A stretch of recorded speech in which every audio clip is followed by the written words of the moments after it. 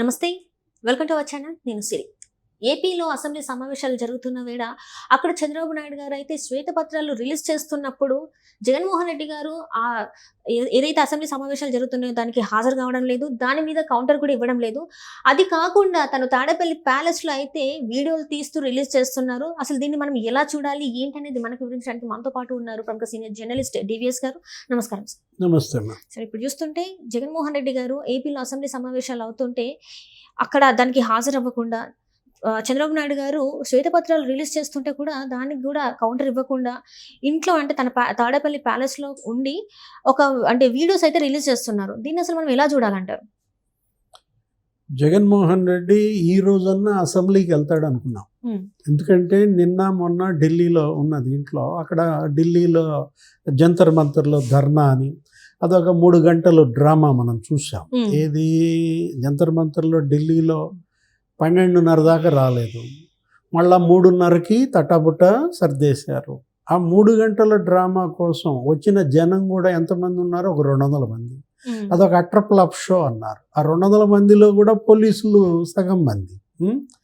సరే, అక్కడి నుంచి వచ్చిన తర్వాత ఈరోజు అసెంబ్లీకి వెళ్తే అసెంబ్లీలో శ్వేతపత్రంపై చర్చ ఏంటి, ఆర్థిక సంక్షోభం ఆంధ్రప్రదేశ్, దాని మీద మాట్లాడచ్చు. ఏది తను చేసినటువంటి అభివృద్ధి గురించి చెప్పచ్చు. అక్కడ అసెంబ్లీకి వెళ్లకుండా ఏం చేశాడు, ఇంట్లో ప్రెస్ మీట్ పెట్టాడు. ఇక్కడ తాడేపల్లి ప్యాలెస్.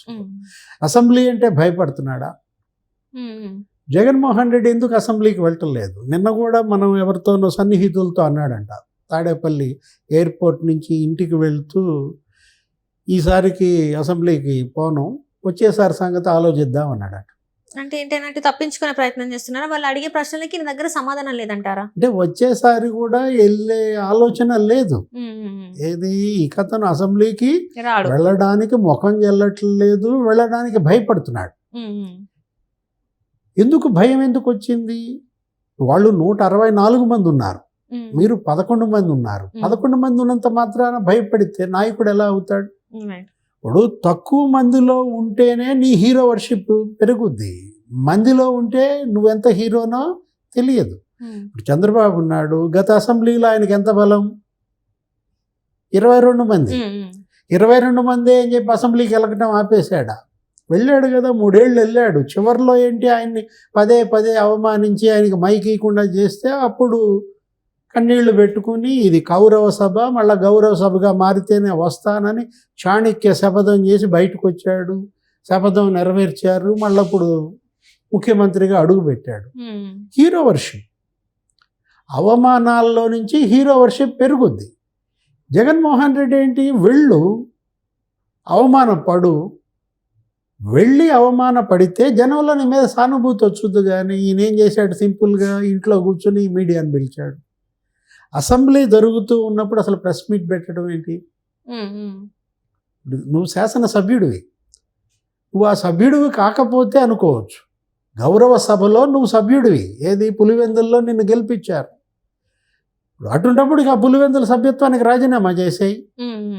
ఎవరో ఒకళ్ళు నుంచుంటారు, షర్మిల, విజయమ్మ, వాళ్ళు వెళ్తారు సభలో, వాళ్ళు వెళ్ళి వాళ్ళు ఫైట్ చేస్తారు. షర్మిల ఏం చేసింది, నిన్న కూడా సీఎంకి ఒక లెటర్ రాసింది.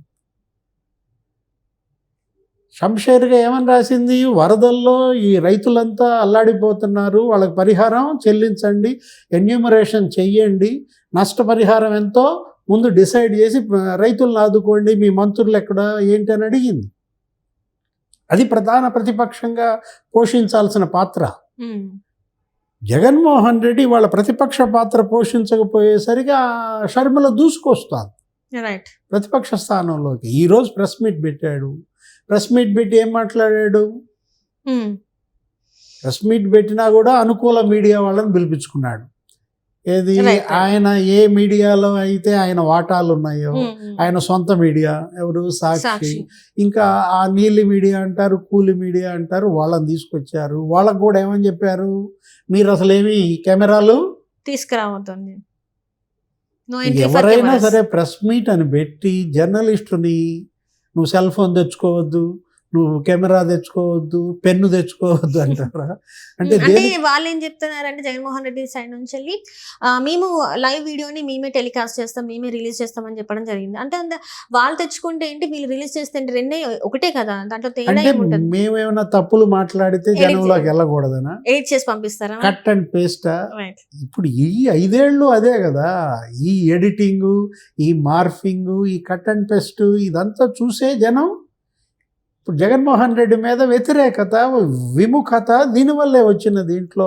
ఇంకా ఆయన పాత పద్ధతులు మానుకోకపోతే, మారకపోతే జగన్మోహన్ రెడ్డి మారాలి, రైట్, నువ్వు మారు అని చెప్పి ప్రజలు ఈ తీర్పు ఇచ్చారు. నేను ఇది మారాను అని ఆయన జనంలోకి సందేశం పంపాల్సింది కాస్త నేను మారాను అని చెప్తున్నాడు అనమాట మొండిగా. ఇప్పుడు ఇవాళ పోలవరం గురించి మాట్లాడాడు ఆ ప్రెస్ మీట్లో. ఏమని మాట్లాడాడు పోలవరం గురించి? చంద్రబాబు పోలవరం అంతా పాడు చేశాడు, నేనే పోలవరాన్ని బాగు చేశానని చెప్తాడు. ఇప్పుడు అదే నిజమైనట్లయితే చంద్రబాబు 72% చేశానంటున్నాడు. మరి నువ్వు 5 ఏళ్లలో 3% చేసావు కదా. అక్కడే తెలిసిపోతుంది కదా, పోలవరం నువ్వు సీఎం అయిన మొదటి 13 నెలలు ఎందుకు ఆపేశావు? Blunder mistake. ఏది, చంద్రబాబు చేస్తున్న పనులను గనక ఆపకుండా కంటిన్యూ చేస్తుంటే ఇవాళ పోలవరం కొట్టుకుపోయేదా? డయాఫ్రమ్ వాళ్ళు దెబ్బతినేదా? Guide bund కుంగిపోయేదా? ఏం చేశాడు? 13 నెలలు పనులు ఆపేశాడు. ఆ 13 నెలలు పనులు ఆపకుండా గనక జగన్మోహన్ రెడ్డి కంటిన్యూ చేసేస్తుంటే అన్ని పనులు కంప్లీట్ అయ్యాయి. ఏది, చంద్రబాబు అధికార మార్పిడప్పుడు ఆగిన పనులు, డయాఫ్రమ్ వాల్ కానీ గైడ్ బండ్ కానీ అన్నీ కలిసిపోయాయి, స్పిల్వే రెడీ అయ్యేది. ఇతను ఏం చేశాడు? చంద్రబాబు ప్రారంభించిన వాటిని నేను ఎందుకు కట్టాలి కాబట్టి అవి కట్టకుండా వదిలేశాడు. పూర్తి చేయకుండా అసంపూర్తిగా వదిలేసి స్పిల్వే అన్నాడు, లేకపోతే హైడల్ పవర్ స్టేషన్ అన్నాడు. వాటి మీద పెట్టేసరికి ఏం జరిగింది? సగం కట్టినవన్నీ కొట్టుకుపోయింది. వరదలకి ఇవాళ డయాఫ్రమ్ వాల్ దెబ్బతిందంటే దానికి కారణం జగన్మోహన్ రెడ్డి. అసెంబ్లీలో ఇవన్నీ నిజాలు మాట్లాడాల్సి వస్తుంది. వాళ్ళ దగ్గర ఉన్న ఫ్యాక్ట్స్ ఆధారాలతో ఆయన ఏం చేస్తున్నాడు? స్క్రీన్ మీద వేసి చూపిస్తున్నాడు ఎక్కడ లోపం జరిగింది ఏంటి అనేది. 7 శ్వేతపత్రాలు ఇవాళ ఇచ్చారు. ఈరోజు ఏంటి, ఆర్థిక రంగం మీద శ్వేతపత్రం ఇవాళ ఇచ్చారు. నిన్న లా అండ్ ఆర్డర్ మీద శ్వేతపత్రం ఇచ్చారు. ఇప్పుడు లా అండ్ ఆర్డర్ మీద నిన్న శ్వేతపత్రం ఇస్తే నువ్వు దానికి ఎందుకని వెళ్ళలేదు? అక్కడే నువ్వు మాట్లాడి ఉంటే తుమ్మి తేలిపోయేది కదా. ఇప్పుడు ఇవాళ తనేమంటున్నాడు జగన్మోహన్ రెడ్డి? తన హయాంలో ఏమీ జరగలేదంటాడు, ప్రజాస్వామ్యం బాగుందంటాడు, మీడియా స్వేచ్ఛగా ఉందంటాడు. మరి నిన్న అసెంబ్లీలో ఉన్న ఎమ్మెల్యేలందరినీ కేసులు లేని వాళ్ళు ఎవరో లేచి నుంచోండి అన్నాడు ముఖ్యమంత్రి. 90% మంది లేచి కూర్చున్నారు. ఉన్న 175 మందిలో కేసులు లేని వాళ్ళు 10 మందే. అక్కడే తెలుస్తోంది కదా జగన్మోహన్ రెడ్డి ఎలా వాళ్ళని వేధించాడు, టార్గెట్ చేశాడు, ఎన్ని తప్పుడు కేసులు పెట్టారు. ఆ జేసీ ప్రభాకర్ రెడ్డి మీద 60 కేసులు అంట, చింతమనేని ప్రభాకర్ మీద 47 కేసులు అంట, చంద్రబాబు మీద 17, అయ్యన్న మీద 17, 15 చొప్పున 5-6 మీద, 12 చొప్పున 4 మీద, ఇట్లా పెట్టుకుంటే జగన్మోహన్ రెడ్డి ఈరోజు ప్రెస్ మీట్లో ఏమంటాడు? జగన్మోహన్ రెడ్డి కనుక ఉండి ఉంటే, ఇప్పుడు జగనే కనుక సీఎంగా ఉంటే ఇదే గోల. జగనే కనుక సీఎంగా ఉండి ఉంటే విద్యా దీవెన వచ్చేది, జగనే కనుక సీఎంగా ఉండి ఉంటే వసతి దీవెన వచ్చేది, ఏదేదో చెప్తాడు. నువ్వు ఉండకూడదనే కదా ఓడిచ్చింది. ఎందుకు? జగన్ సీఎంగా ఉండకూడదని ఓడిచ్చారు. కానీ జగన్ ఏమంటున్నాడు? జగనే కనుక సీఎంగా ఉండి ఉంటే అంటాడు.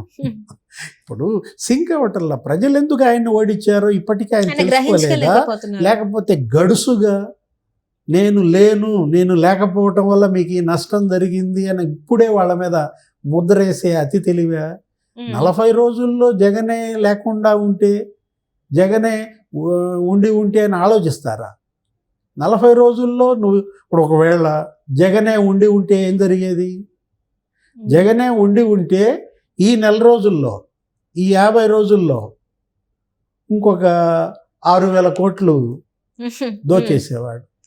జగనే గనక ఉండి ఉంటే ఇసుకలో ఇంకొక 3,000 కోట్లు దోచేసేవాళ్ళు. అట్లనే మద్యంలో కూడా, మద్యంలో ఇంకొక 2,000 కోట్లు దోచేసేవాళ్ళు. అంటే మీరు కేంద్రం ఇచ్చే నిధులు ఇంకొక 1,000 కోట్లు దోచేసేవాళ్ళు.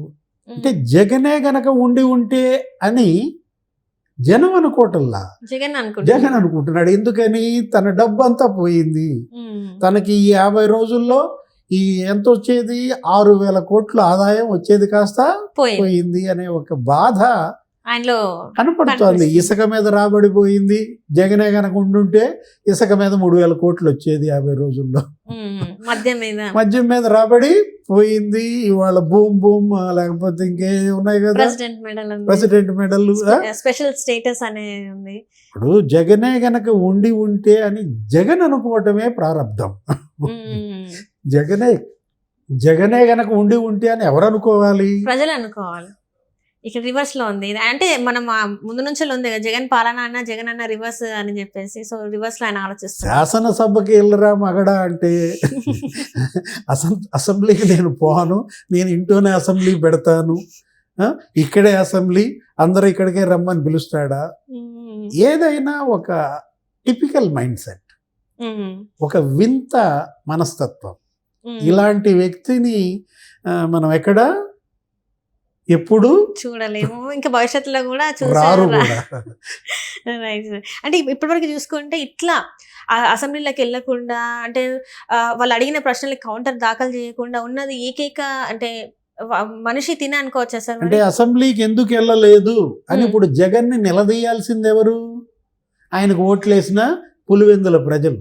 Right sir. రేపొద్దున ఆయన మళ్ళీ పులివెందులు వెళ్ళాడు అనుకో, వెళ్ళిన వెంటనే ఇవాళ బెంగళూరు వెళ్ళిపోతున్నాడు అంట. మళ్ళా ఇది ఇప్పుడు ఇవాళ బెంగళూరు వెళ్ళిపోతున్నాడు, మళ్ళీ అక్కడ ఎన్ని రోజులు ఉంటాడో తెలియదు.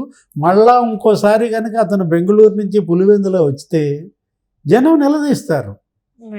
శాసనసభకి ఎందుకు వెళ్ళలేదు, నీకు మేము ఓట్లేసాం అని పులివెందుల ఓటర్లే ఇప్పుడు జగన్ని నిలదీసే పరిస్థితి వస్తుంది. Right sir. Right. Thank you so much sir. నమస్తే.